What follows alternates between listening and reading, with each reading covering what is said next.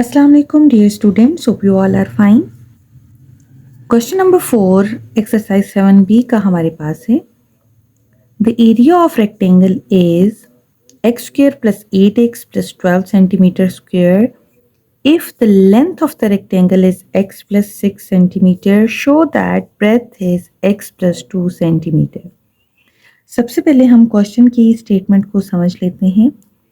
हमें एक रेक्टेंगल का एरिया गिवन है, ठीक है, और लेंथ भी गिवन है. हमने शो करना है कि उसकी ब्रेथ जो है वो क्या है, x प्लस 2, ठीक है. यानी हमने प्रूव करना है कि उसकी ब्रेथ जो है वो x प्लस 2 आती है एरिया और लेंथ की हेल्प से. Area and length is given, ठीक है. सो हम स्टार्ट कर लेते हैं इस क्वेश्चन को. देखिए, एरिया ऑफ रेक्टेंगल हमें गिवन है x square plus 8x plus 12 centimeter square, and length of rectangle is also given, that is x plus 6 centimeter. So we will take help from area and rectangle, and what we have to show,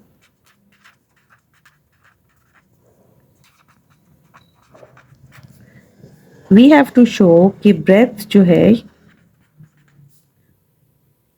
वो x plus 2 centimetre आती है, ठीक है.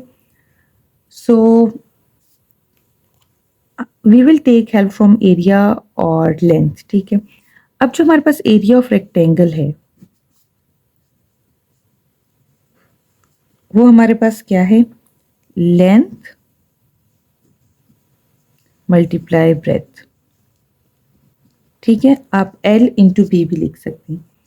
अब यहाँ पे जो हमें गिवन है हम लिख लेते हैं. एरिया ऑफ रेक्टेंगल हमें गिवन है x square plus 8x plus 12, length also given that is x plus 6, और ब्रेथ जो है वो हमने प्रूफ करनी है कि वो x प्लस 2 आती है, यानी हमने ब्रेथ जो है वो फाइंड करनी है.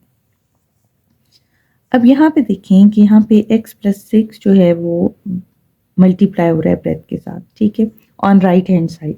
सो इसको हम जब लेफ्ट साइड पे लेके आएंगे तो ये यहाँ पे डिवाइड हो जाएगा और यहाँ पे आपके पास ब्रेथ आ जाए.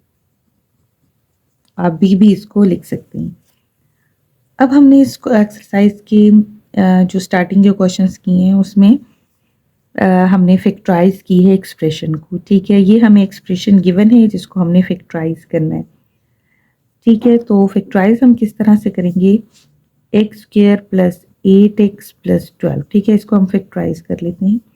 अब फैक्टराइज का सबसे पहला स्टेप है कि आप देखें कि इस एक्सप्रेशन के अंदर 3 टर्म्स हैं. क्या हमारे पास कोई कॉमन है, कुछ कॉमन है, कोई टर्म, कोई वेरिएबल कॉमन है? नो, ठीक है. तो नेक्स्ट स्टेप होगा, यहाँ पे आपके पास जो कांस्टेंट टर्म है वो 12 है और यहाँ पे एक्स स्क्वायर का कोफिशिएंट 1 है. सो आप 12 और 1 को मल्टीप्लाई करेंगे, सो यू विल गेट 12. अब आपने 12 के वो फैक्टर्स लिखने हैं जिससे आपके पास ये मिडिल टर्म आ जाए, ठीक है. सो 12 के फैक्टर हम लिखते हैं तो 2 6 12 और 2 और 6 को ऐड आप करें तो आपके पास 8 जो है वो आ जाता है. सो हम इसके फैक्टर्स लिख लेते हैं. अब हमने मिडिल टर्म को ब्रेक किया, so first and the last term इसी तरह से लिखते हैं और जो हमारे पास मिडिल टर्म आएगी वो 2x प्लस 6x आ जाएगी, यानी जो 8x है इसको हमने ब्रेक कर दिया 2x प्लस 6x में. You can write it as 6x plus 2x, ठीक है, आप इस तरह भी लिख सकते हैं. और यहाँ पे आपके पास आ गया जी x प्लस 6.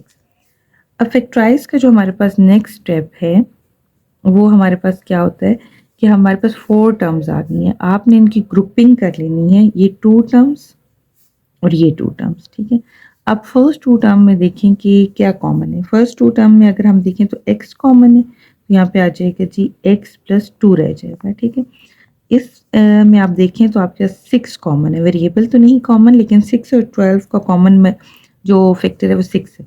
सो यहाँ पे रह जाएगा x और 6 2 ज़ा 12, ठीक है, और x plus 6 as it is. And here हमारे पास आ गया जी ब्रेथ. अब आप देखें कि x+2 ये हमारे पास एक कॉमन ब्रैकेट है, ठीक है, तो हम इसको वन टाइम लिख लेते हैं, ठीक है, ये कॉमन आ गई। अब आपके पास क्या रह गया, x और 6, x+6, ठीक है, क्योंकि ये वाली टर्म्स तो आपके पास कॉमन आ गई। सो आपके पास क्या बच जाता है, x+6, और यहाँ पे आ जाएगा जी x+6।